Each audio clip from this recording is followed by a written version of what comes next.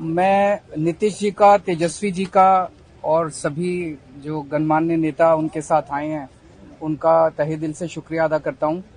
जो supreme court का आदेश आया था जिसमें सुप्रीम कोर्ट ने सारी पावर्स दिल्ली की चुनी हुई सरकार को दी थी, उसके बाद उसके 8वें दिन, सुप्रीम कोर्ट का आदेश आने के 8वें दिन 8 दिन के अंदर उन्होंने अध्यादेश जारी करके सुप्रीम कोर्ट के ऑर्डर को पलट दिया।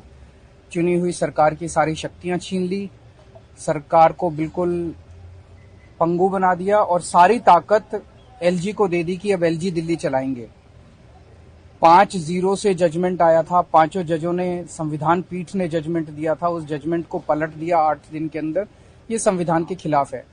उसके बारे में नीतीश जी आज आए थे और उनसे काफी डिटेल में चर्चा हुई। उन्होंने पूरी तरह से समर्थन जाहिर किया कि ये वो हमारे साथ हैं, दिल्ली के लोगों के साथ हैं और दिल्ली के साथ जो अन्याय किया है केंद्र सरकार ने, उन्होंने कहा कि इसका मिलके लड़ेंगे।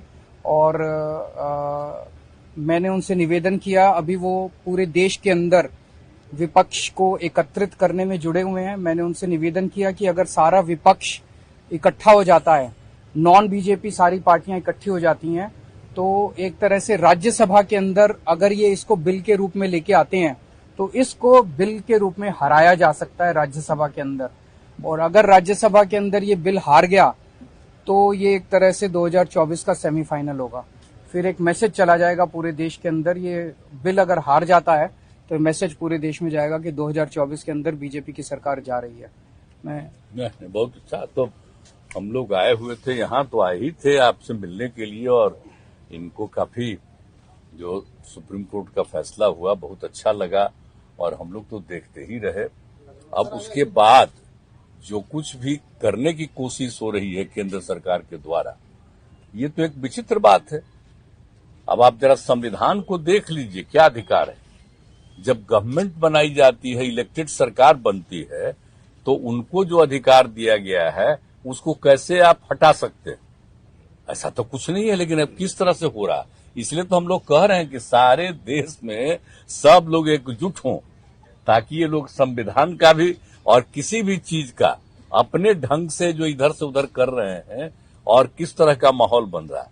अब दिल्ली में इनको लोगों ने किस तरह से बहुमत दिया है और किस तरह से सब लोग साथ हैं और हम लोग इस बात को मानते हैं कि काम कर रहे हैं, बहुत अच्छा काम कर रहे हैं। और उसके बाद सुप्रीम कोर्ट का भी फैसला हो जाए तो राज्य सरकार को जो अधिकार है काम करने का, उस काम को रोक दिया जाएगा।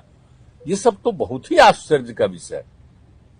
तो ये हम लोग तो बिल्कुल इनके साथ है और जो कुछ भी है हम लोग जो आगे भी जो मीटिंग करेंगे, जो हम लोग कोशिश कर रहे हैं कि ज्यादा से ज्यादा विपक्षी पार्टियां एकजुट हो जाए और मिल करके हम लोग पूरे देश में अभियान चलाएं, हर राज्य में अभियान चलाएं कि सब कुछ कानून का पालन होना चाहिए, आपस में सब लोगों के बीच में प्रेम और भाईचारे का भाव होना चाहिए और जिस तरह से लोगों के बीच में विवाद पैदा करने की कोशिश होती है उन सब चीज को बंद करना चाहिए और देश आगे बढ़ेगा। ये सब चीज जो हम लोगों के मन में बात है तो सब लोग तो सहमत है ही।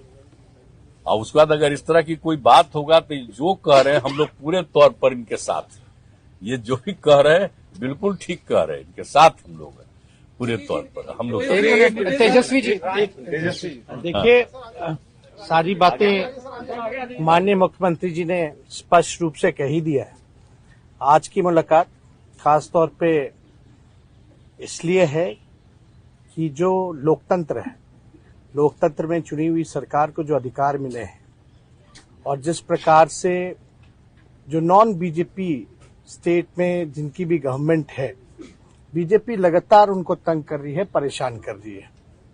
तो जो परेशानी अरविंद केजरीवाल जी झेल रहे हैं, हम यहाँ पूरी तरीके से इनको समर्थन देने आए हैं कि इनके साथ अन्याय कर रही है केंद्र की सरकार।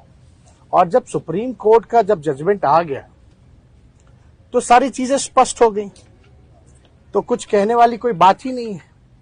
लेकिन जिस प्रकार से इनको तंग किया जा रहा है या और दूसरे राज्यों में जिस प्रकार से केंद्र भेदभाव कर रही है उन राज्यों के साथ, तो ये कहीं से भी न्यायपूर्ण नहीं है। लोकतंत्र पर ये साफ दिखाता कि खतरा है। ये लोग संविधान को बदलना चाहते हैं, जो हर केस हम लोग मिल करके होने नहीं देंगे। और मान लीजिए अगर दिल्ली में बीजेपी की सरकार रहती तो क्या एलजी की हिम्मत होती इस प्रकार का काम करने की? तो एक बात से पूरी तरीके से हम लोग विश्वास के साथ कह सकते हैं, जितना भी ये अरविंद केजरीवाल जी को सताएंगे, तंग करेंगे, ये उतने ही मजबूत होंगे। और मैं पूर्ण विश्वास के साथ कह सकता हूं कि बीजेपी कभी भी दिल्ली में वापसी नहीं करेगी।